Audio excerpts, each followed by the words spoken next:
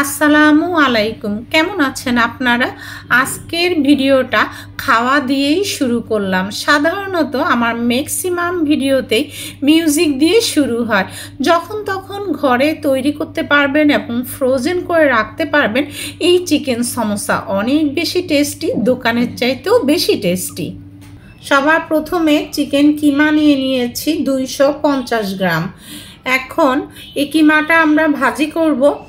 তো পেঁয়াজ কুচি নিয়ে নিয়েছি মেজারমেন্ট কাপের 3 কাপ। হাঁড়িতে পেঁয়াজ দিয়ে দিয়েছি আর তেল দিয়ে দিয়েছি 4 ভাগের 1 কাপের চাইতে সামান্য কম। পেঁয়াজ হালকা ভাজি করে নিচ্ছি। রসুন বাটা 1 টেবিল চামচ এবং আদা বাটা 1 টেবিল চামচ দিয়ে এবারে অল্প আঁচে ভালো করে ভাজি করে নিচ্ছি, আদা রসুনের কাঁচা গন্ধটা যাতে চলে যায়। হলুদ গুঁড়া 1 চা চামচ, লাল মরিচের গুঁড়া 1.5 চা চামচ, 1.5 টিস্পুন। হলুদ মরিচটা তেলের মধ্যে একটু নেড়ে মিক্স করে কিমাটা দিয়ে দিলাম। এখন কিমাটা ভেঙে ভেঙে দিচ্ছি যাতে করে সমস্ত উপকরণের সাথে মিক্স হয়ে যায় আর দলা দলা ভাবও কম হয়। তো সমস্ত উপকরণ দেখুন আমি কিভাবে ভালো করে মিক্স করলাম। এখন এখানে 1/2 কাপ পানি দিয়ে দিলাম। এরপর বাদবাকি মশলা আমি দিব। জিরা গুঁড়া দিয়ে দিচ্ছি 1 চা চামচ, ধনে গুঁড়া দিয়ে দিচ্ছি 1 চা চামচ আর গরম মশলা গুঁড়া দিলাম 1/2 চা চামচ।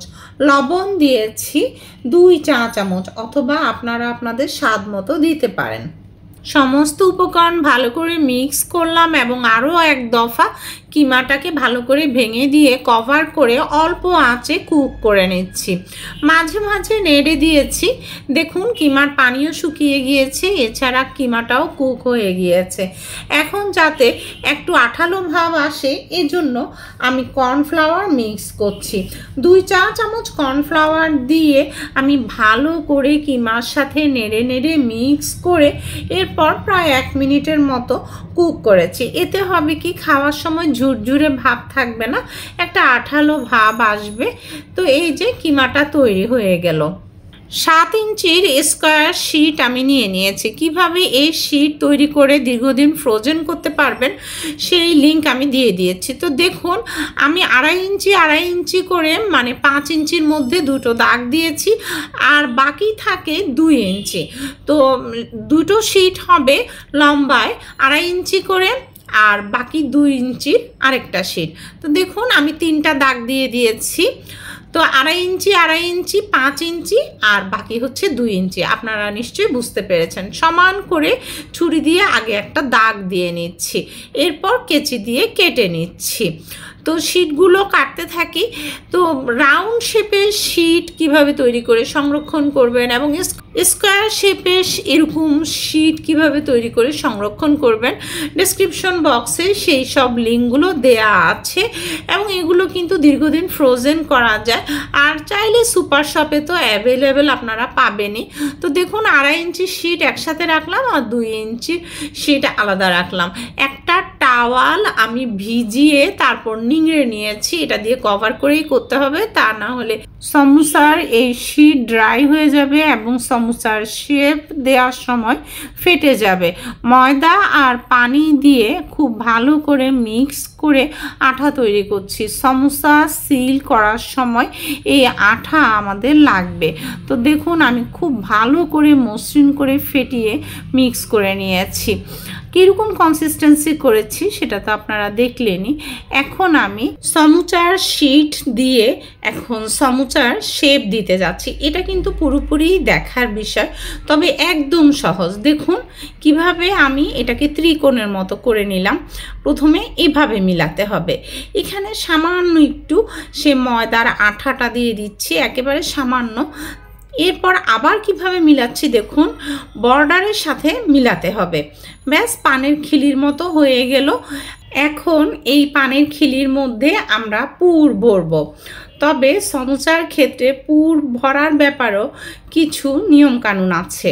অতিরিক্ত পুর দিয়ে দেওয়া যাবে না, তাহলে ফুলে থাকবে আর সমোসার শেপটা আসবে না।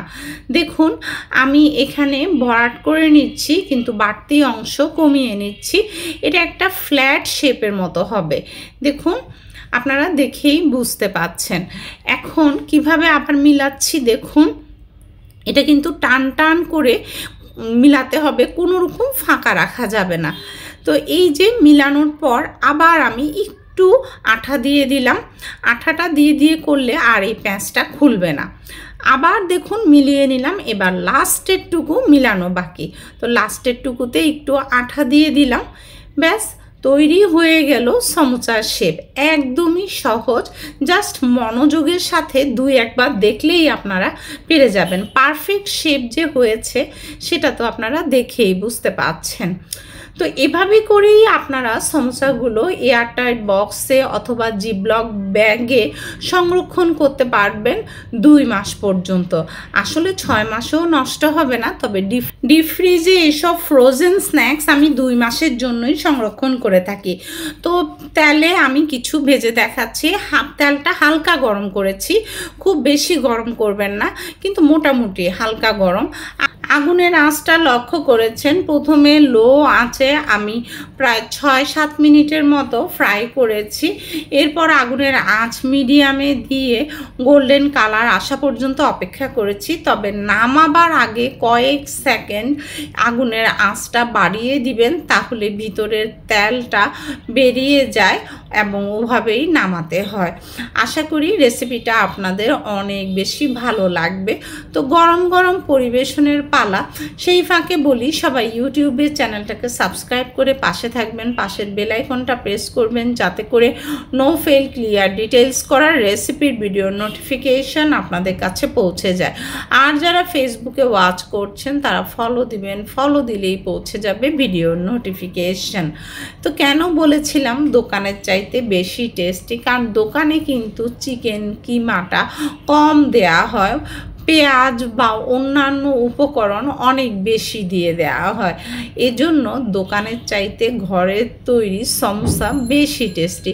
শীত তো সেই একই, দোকানেরটাও ঘরেরটাও, কিন্তু চিকেনের কিমাটা বেশি পড়ে বাসায়, এ কারণে টেস্টও অনেক বেশি পাওয়া যায়।